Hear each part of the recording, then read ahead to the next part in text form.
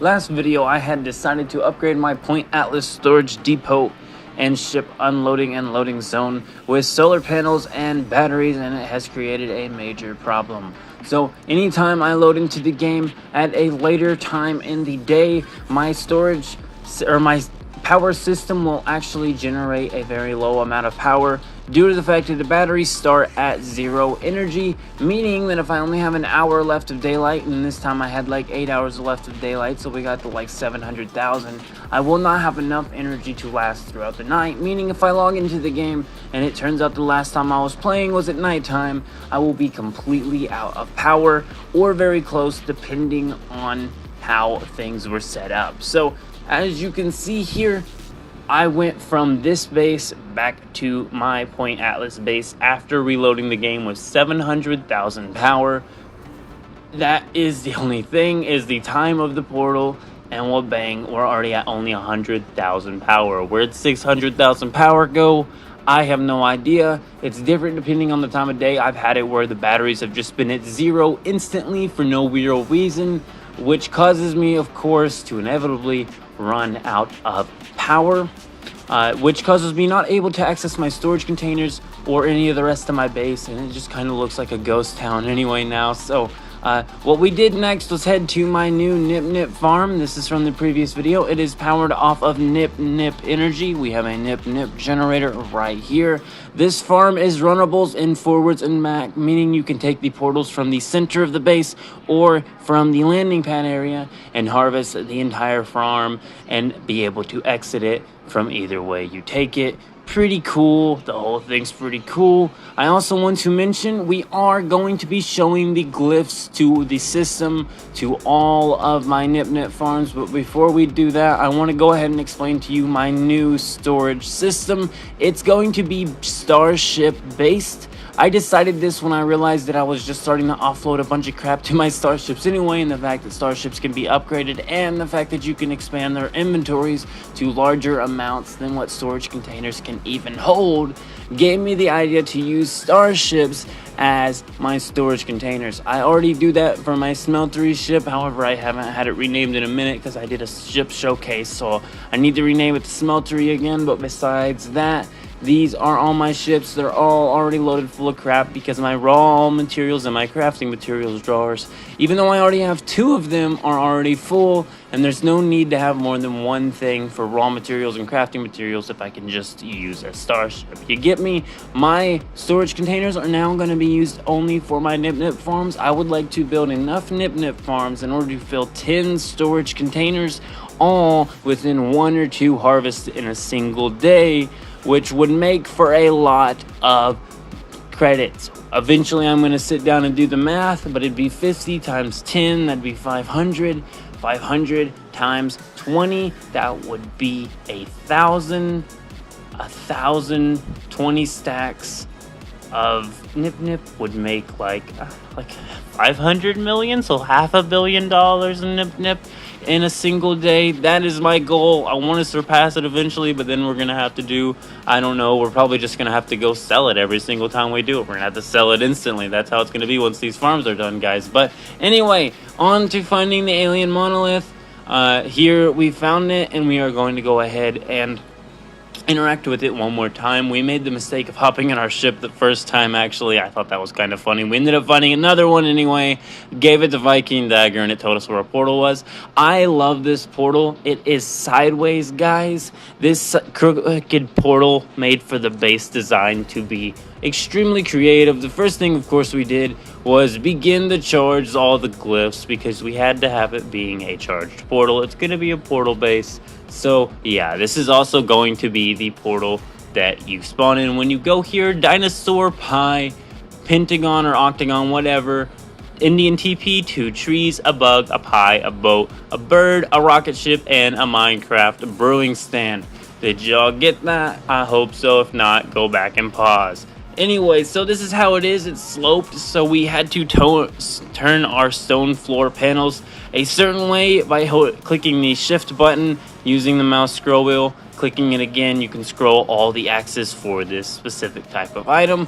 So we then went and placed it around the portal, filling the entire floor, making for a perfect floor for our new base. The base was going to be this entire portal. Hopefully y'all understand that now.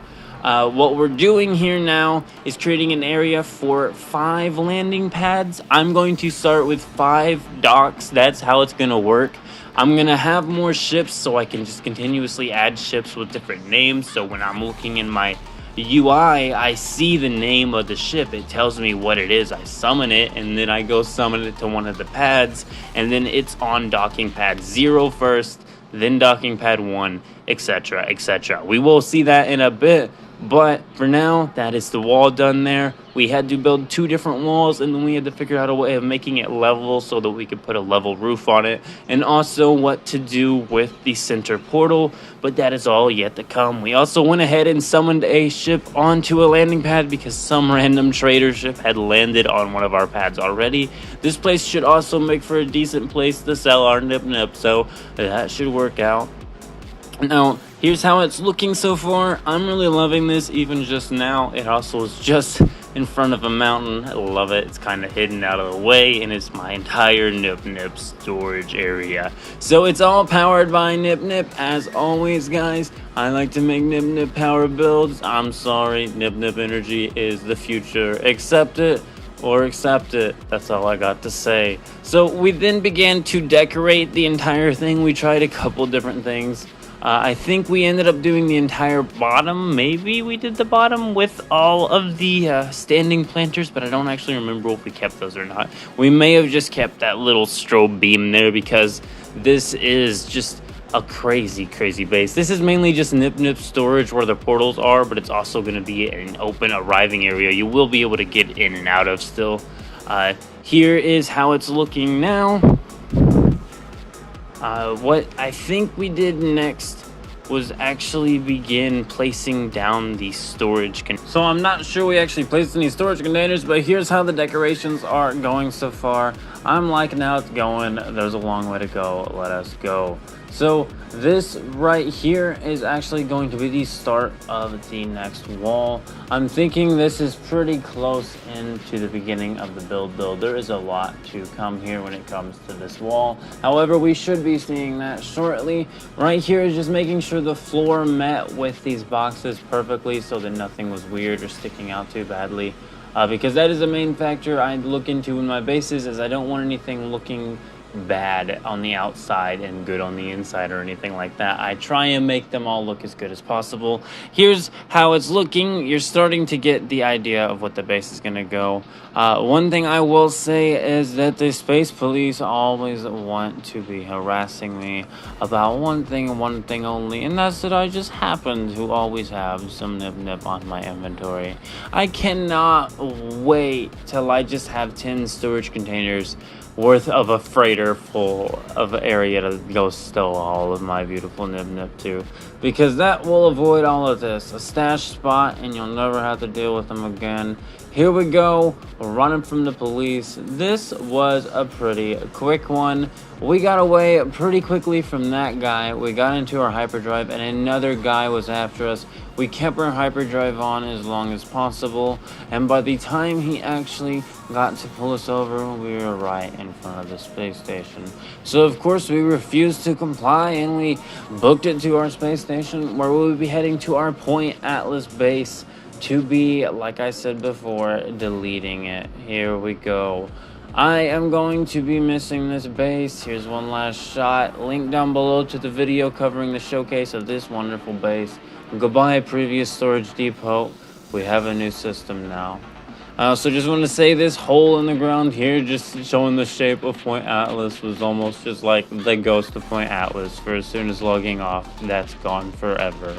So as you can see here, this is now finally the building of the next wall. I went a little crazy here with the idea for a second. I thought I was going to build it all the way up to the top of the monolith. that just didn't really seem like a good idea. But hey, at least I got a rough estimate of how many up I was going to have to go with something else on the monolith. The next thing we did was worry about building these side walls and of course the secondary layer wall. I liked how I created the shifted floor wall sort of thing. I think it kind of goes along with the theme of how a monolith is, and it has all of our landing pads on it still.